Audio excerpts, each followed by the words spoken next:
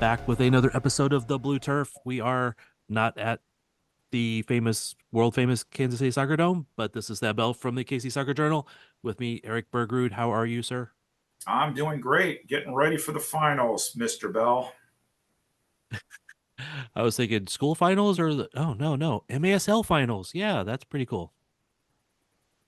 Yeah, it is cool. It's like, all right, where do you want to go today, Thad? Sorry, man. I we're uh we're doing this a little blind because our Zooms are not doing the video very well, so we can't cue off each other very well. So I apologize, but we will sort that out as we go. All right. Kansas City Comets beat Milwaukee Wave. Crazy game. They're advancing to the finals, but let's just talk about that game for a minute, Eric. I thought it was all in hand. I thought it was all good, and then it wasn't. Yeah, well, I mean, kudos to the Comets. First half shutout, right? 3-0. Coach Stokic felt good going in. Increased the lead to 5-0, and then Milwaukee went six attacker. Christian Andreas scored one to make it 6-0. But for those of you who haven't watched Milwaukee all year, this idea of going sixth attacker for a long period of time isn't anything new.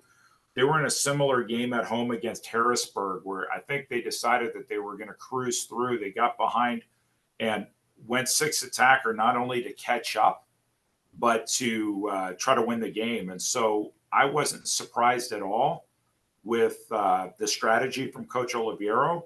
I think a few things didn't help the Comets in that sequence, including Zach Reggett picking up a fourth foul.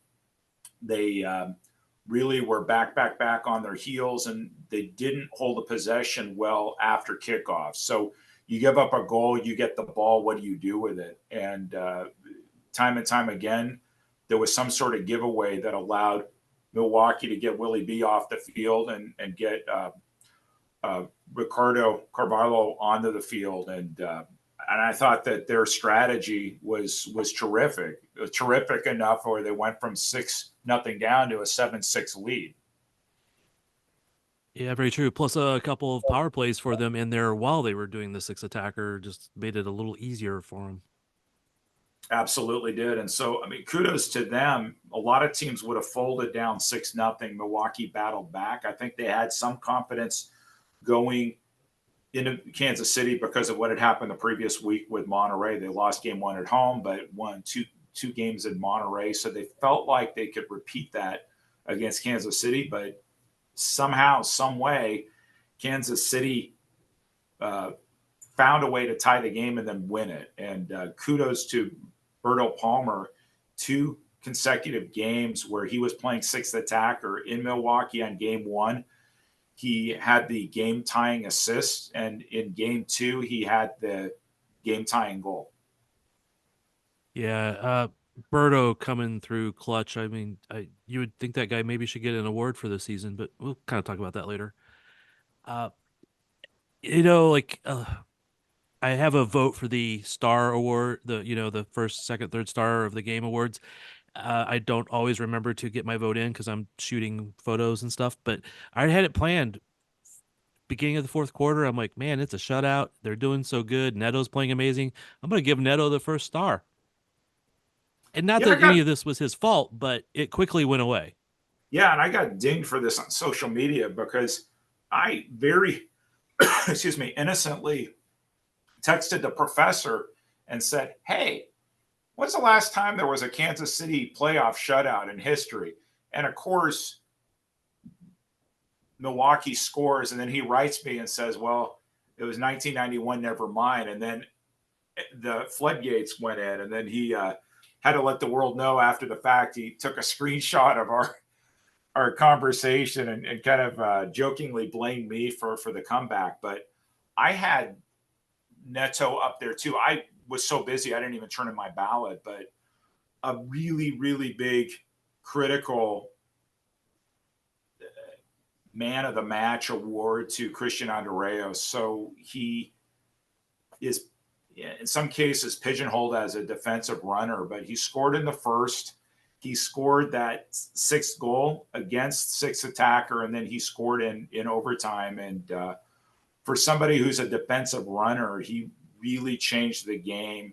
And Kansas City needs that when they're on their heels for somebody who's going to be playing press up front. And he did his job and more that day. Oh, he did. He did. I was mentally saying I need to send in for him to be in the Star Awards also, but again, it just went so crazy.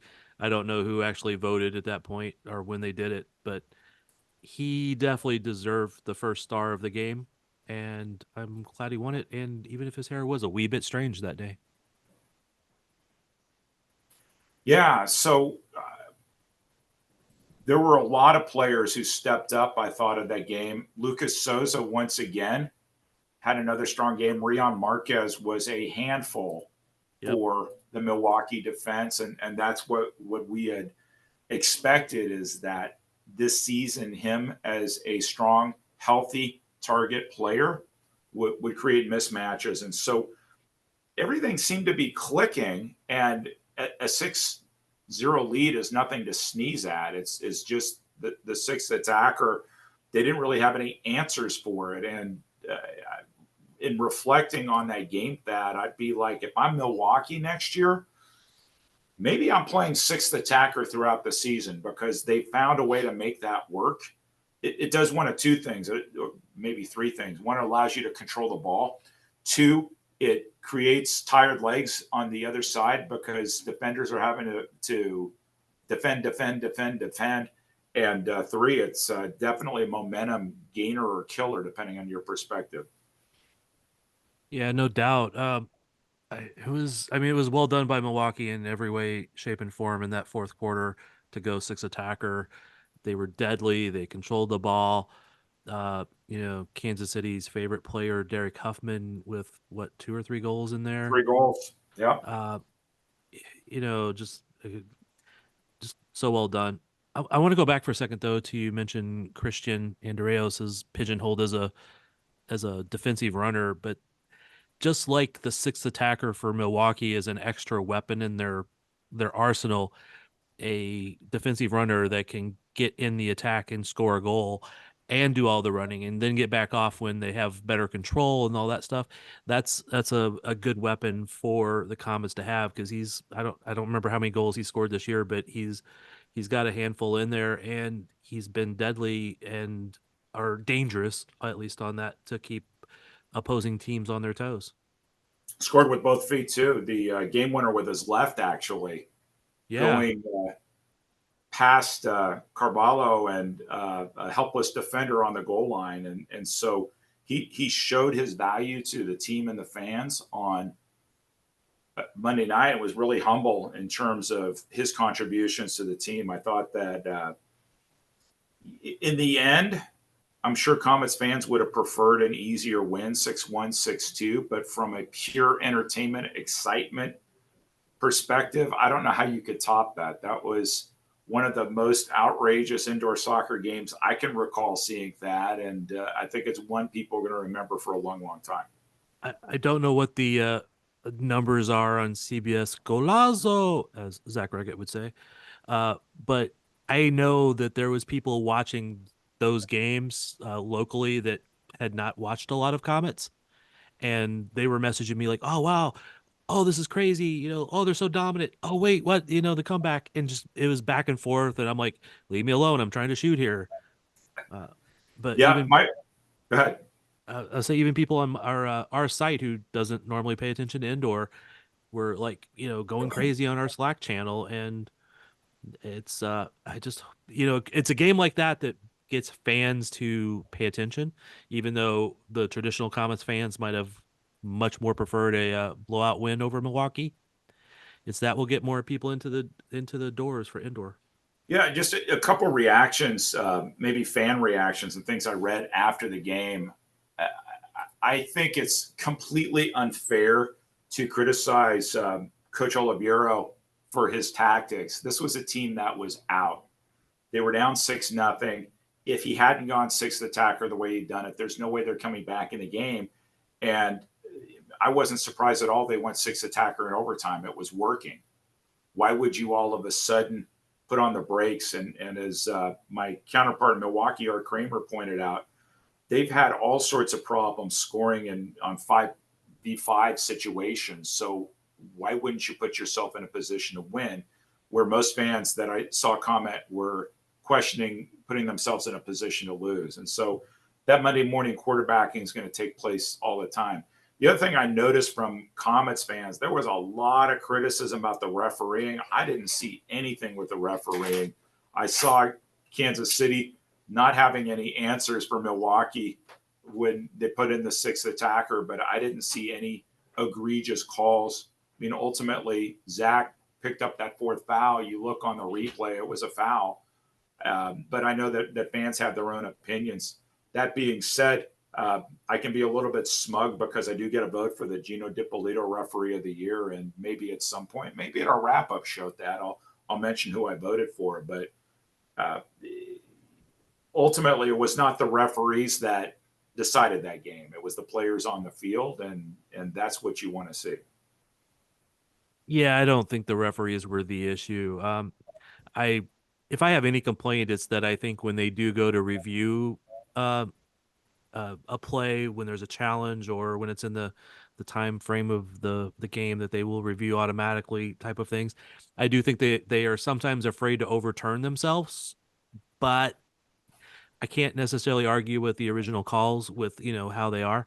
A couple calls I would have myself called differently, but again, I have a different view on it and I might have more bias than they do. I don't know. Well, on the KC Challenge, where there was a no call on Rion's collision with Ben Raymond, that the Comets challenged, the referees reviewed it, and they called a regular foul in the box. This is not outdoor soccer. In indoor soccer, there's two types of fouls in the box: one that results in a penalty kick, and the other ones that don't. And this was definitely in the category of don't. Challenge for the Comets was converting on that set piece, and they couldn't. But you definitely have to understand the situation, the rules, the scope on this, and the referees got that one spot on. And so I think there's constantly an education in terms of how do the rules apply in certain situations. And to the referees' credits, because Nick Vassos and I spoke with them before the game, one of them was up beyond one the previous morning trying to make sure they had every scenario through, meaning that six fouls carries over into overtime. So if somebody's sitting on five fouls and they pick up the sixth, it's there. But the four foul rule is different. So the four foul rule only counts for two quarters. So if you're sitting on three fouls, say that in regulation, you start overtime with a clean slate there. And so there's so many different nuances and complexities. And really, I don't expect the average fan to know all of them, but the Yeah. referees have a serious challenge because in some ways the indoor rule book is more complicated than the FIFA traditional outdoor rule book. Yeah, I don't doubt that. And that's a really good point, is that a lot of fans watching that may be used to the rules that they see in MLS or NWSL, or their kids playing in U15 games or whatever, and they're not the exact same rules. They definitely are not the same rules. So it is a different interpretation on some of those rules. Some of them are pretty much the same, but some of them are very different. That's a good point. Yeah, I'll be curious. What I've appreciated about the referee selection this playoff season so far is pretty much referees who will let them play. I'd rather let the players get physical and figure it out than the referees have to course correct constantly. The game becomes choppier every time they blow a whistle. And for the most part, it's been the teams deciding it. And we haven't seen a lot of blue cards. And I think that's healthier for the game. I mean, I think if I were refereeing, you'd have to do something fairly obvious to merit a blue card. If it's marginal, just let it go. Yeah, I wouldn't really argue with being kind of marginal, let it go. But one thing I always want from all refs is if you call a play a foul in regular season or early in the game, you call it late in the game the same way. I just want that consistency from refs so I can learn the refs. but Yeah, that's and I'll be curious to see who's assigned for Sunday because I know the commissioner is going to be in the house. It would not.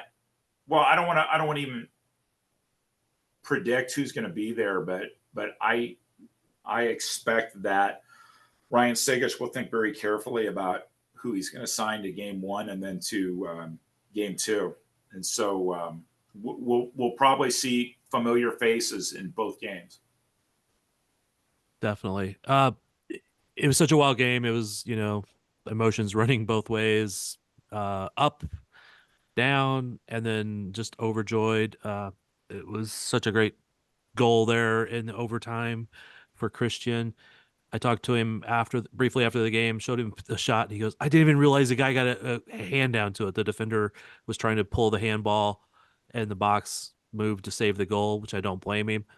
But watching the video back that I think probably Dalton took, but the guy got his fingertips on it and almost got a save on that. Yep.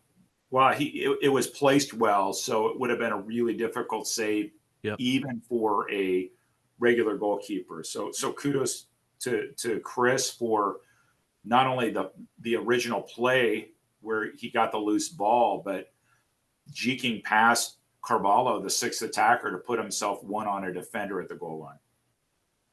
And kudos to Christian's barber, stylist. What's the right term, I think, for this? I think Artist. stylist because it wasn't just the hair; it was the face. So Yeah. if you caught my post game interview with him, it was quite the look.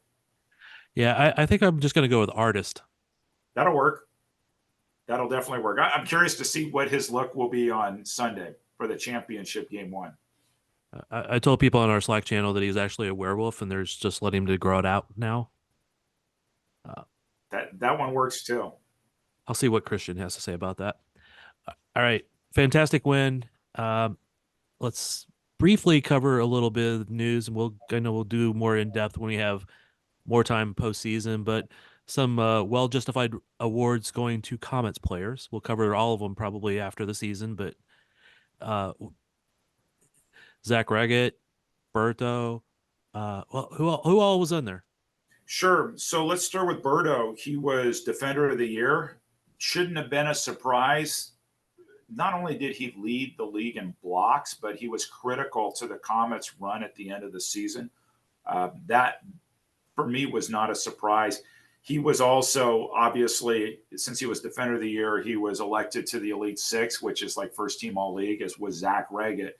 And again, Reggett shouldn't have been a surprise because he tied for the Golden Boot with Marco Fabian, who also was on the Elite Six. Just to round that out, Pink Panther, uh, Genaro Castillo, who was the MVP, was also on Elite Six, no surprise. Ismael Rojo, who was Berto's main competitor for Defender of the Year, made the team. And then Chris Toth was Goalkeeper of the Year. I think the Kansas City goalkeeper coaches were a little bit disappointed because they had thought that Neto had done well enough statistically and across the board to merit first team All League, but Neto joined Chad Vandergriff as honorable mention. So we know who the goalkeeper of the year was, Chris Toth. We know who the honorable mention was, Nicolai Neto. The one who was second team All League, we will see on Sunday, and that's Diego Reynoso, who had a terrific season, and in fact, a historic season for the Savage. The problem was he didn't play the whole year, and so he finished with a lights out 3.31 goals against average. That's historic, and you can look that up. Getting beneath a 4 goals against average is amazing, right? Absolutely. 3.31 is interstellar. I think the only thing going against him is that he joined Chihuahua, I think 7 games in, so he didn't play the full season.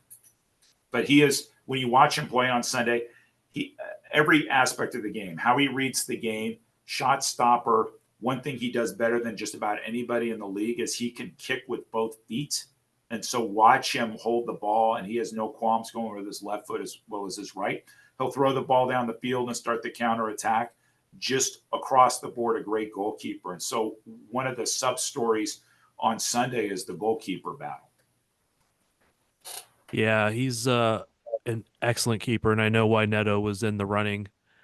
He's been fantastic all year. We talked early in the year before the season that we thought he was going to be challenged a lot by Phillip, but Neto pretty much held on to it, and I think that challenge of having somebody behind him that was, potentially a starter, just I don't know if that pushed him or just he continued to grow as a keeper, but he's been really good vast majority of this year.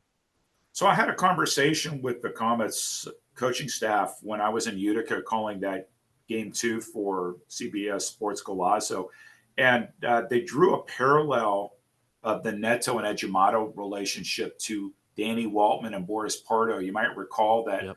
Danny Waltman was the longtime starting goalkeeper for the Kansas City Comets, and Boris Pardo was his understudy.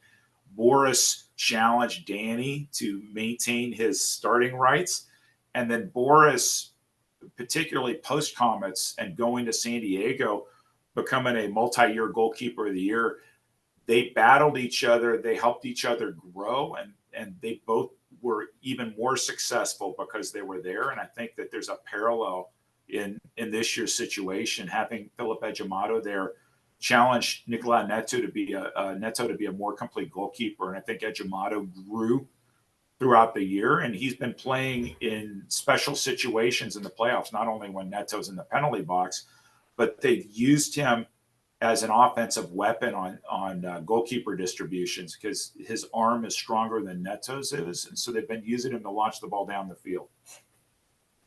Yeah, my family is like, why did they put him in, take out Neto? I'm like, because he can throw the ball better than Neto. That's one of his strengths. And then he just rolled the ball out like close by. So I was like, okay, never mind. Chess Yep. match. But that's something in his game. I mean, I think they're both really strong goalkeepers for Kansas City. When you try to evaluate a goalkeeper, there are a lot of variables you're looking at. Can you stop shots as number one, but distribution, both throwing and kicking the ball, how you handle things under pressure, how you read the game, how you set up your defense, particularly in special team situations. It's all that, and so Neto's game has definitely increased this year, and I would say on the margins he's improved in a few different areas. And Ejimadu, we saw him that first game against Texas in December, and right away you could tell he's a great shot stopper. And the more he's played, the more he's been able to work on other aspects of his game. Yeah, he just continued to get that experience. All right. This weekend, Sunday, 4 o'clock locally, Comets host Chihuahua. And what do you expect that day there, Eric? I expect a loud crowd. Let's start with that. The last time that Kansas City hosted a championship game was 10 years ago against the Baltimore Blast. And in fact, the Major Arena Soccer League didn't even exist then. It was the last year of the rebranded Major Indoor Soccer League. And Kansas City won game one, went into Baltimore, lost game two, and then won the knockout game three, to take home the championship. I expect a loud crowd. I'd say something that is true, but it's a true statistic, but a little misleading, is Kansas City has never beaten Chihuahua. They've only played three times. Both times at Kansas City, they've lost by one goal, and then they got slapped around in the end of that three-game Mexico trip earlier this spring. And it wasn't even close in Chihuahua. And so I would say that the Kansas City believes they can compete with Chihuahua. They thought they should have won that game here in Kansas City, the one that wound up being a 3-2 game. In fact, that is the only game they've lost since Nacho Flores became captain, and then that lineup shuffle. So they're on a roll. They've won 9 in a row. You can go back, if you include that Chihuahua loss earlier, 11-1, I believe, since those changes took place.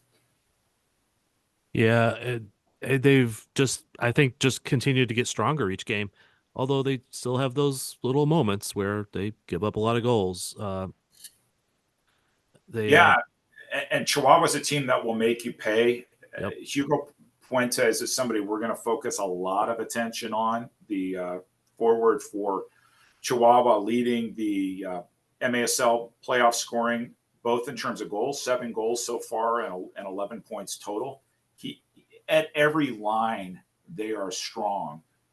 forwards, midfielders, defenders, and goalkeepers. So it's not like they don't have any weaknesses, but if you look at their the arc of their season, they've only lost to two teams, if memory serves. They lost 6 times to Monterey, and they lost a few times to Tacoma, twice in the regular season at home, and then once in the playoffs. So those were road games in Tacoma. But everybody else across the league, Chihuahua's beaten. And oh, by the way, Monterey's out of the playoffs, and so is Tacoma. So Yep. they have to be feeling pretty good. That's actually one of the next things I was going to bring up because it's a number 3 seed facing a number 2 seed. So, we talked all year about, just getting into the playoffs. Okay, hit a rough patch. Well, get into the playoffs, see what happens. Well, this is what happens. In the Eastern Conference, it was Comets beating Milwaukee, the 3 seed beating the 4 seed because they had both taken out the 1 and 2 seeds. Yeah. So let me give you a possible point to give Comets fans optimism. And I'm going to go back to 2 different series that have taken place this year. So let's go back to December when Kansas City and Texas played each other. Kansas City flew down to Texas, won there, flew back the next morning. So it was a Saturday night game in Mesquite, Sunday afternoon game at Cable Dom Arena. Kansas City flies down to Texas, wins there, flies back the next day, no legs. Texas beats them. That's proof point 1. Right. Proof point 2 is Monterey flies to Milwaukee on a Friday, beats them, has to fly back, and Milwaukee gets their first flight down to Monterey, and Milwaukee beats them in game 2 and then the knockout game. So what do these things have in common? In both those series, the team that had to fly twice lost. And so if you look at this series, Chihuahua is going to have to fly to Kansas City. And in fact, I think you're going to see they're flying in a day earlier because of this. And then they have to then get on an airplane Monday and fly back to Chihuahua. Kansas City only has 1 flight, and that's the flight down there. And so it should give Comets fans some optimism that Chihuahua may have more tired legs. The only challenge with that theory is Chihuahua has a very deep roster, so they may very intentionally decide only to play some players 1 game and keep some players rested for Tuesday. Yeah, that was a good point. I was going to bring that up is with their depth. I don't know if it'll hit them as badly as it has some of those other examples, but it is a little bit unfair with when you have this higher seeded team having to travel twice versus the lower seed team facing or only traveling once. But that's what the Comets just had to do with Milwaukee. Well, here's the other thing, though. But the way this is set up is to give the higher seed team home field advantage. Oh, I So, know. so Chihuahua has home field advantage. It's just that the trade-off is you're going to have to fly more in a short period of time. So, in a way, that's a balancer. But none of this matters, I believe, unless Kansas City wins game 1. Winning in Chihuahua and winning in Monterey are 2 different phenomena, particularly since Monterey played their playoff games on the big field, the Arena Monterey. At Corner Sport Arena, few teams have figured out a way to win there. And so if you win game 1, it changes your strategy, thinking, what do we have to do down in Monterey? You have 2 bites at the apple to coin or use an old phrase, right? You have game 2, and if that doesn't work, you have the 15-minute knockout game. If you lose game 1 in Kansas City, you have to go all in and sweep them at home, which is really, really difficult. Oh, definitely. Yeah, I mean, I understand why they have to do it. It's just one of those unfair things in life sometimes. But if they were able to play the games out a little bit over a longer period of time, a week instead of just 3 days, that would make a lot less difference, obviously. I understand. I guess what's one key matchup you're going to look for in this game? Well, a little foreshadowing of what we'll do for the pregame show. I think that we'll highlight Hugo Puentes and Berto Palmer. You have with Hugo Puentes the league leader for the playoffs in terms of scoring. And with Berto Palmer, you have the defender of the year. That's definitely one. I think the goalkeeping is another one. As we look at two of the top three goalies this season in the MASL, who's going to wind up having the bigger game. And in the regular season, Diego Reynoso was huge in that 3-2 victory. But there's matchups all over the place. Here's the other thing I'll be looking for. Zach Reggett, he has been sensational all year. He's come up clutch in the playoffs. He scored that game winner in Milwaukee. And this is why he wanted to play in Kansas City. He wanted to play for a ring. Yep. And he has that opportunity. And don't believe that he's not going to put in 110% effort this whole series. Oh, I have no doubt, man. If that guy will put in 200% if it was feasible. Um, he's gonna go all out. Everybody, but I can't say anybody on the Comets isn't at this point. They believe. I mean, I'm sure Chihuahua does too. So it's going to be a great matchup. Chihuahua's the defending champions. Why wouldn't they believe? They should be favored. They're defending champions. They've proven that they know how to do it. They've 2 years in a row knocked out San Diego at Pechanga Arena. Why wouldn't they be confident? Oh yeah, no, they should be absolutely. Maybe we should just overfeed their confidence. What do you think? Well, that could be a strategy, Thad. Yeah, well, not that they're going to listen to us for that purpose, but all right. Any last words, Eric, before we need to shut this down?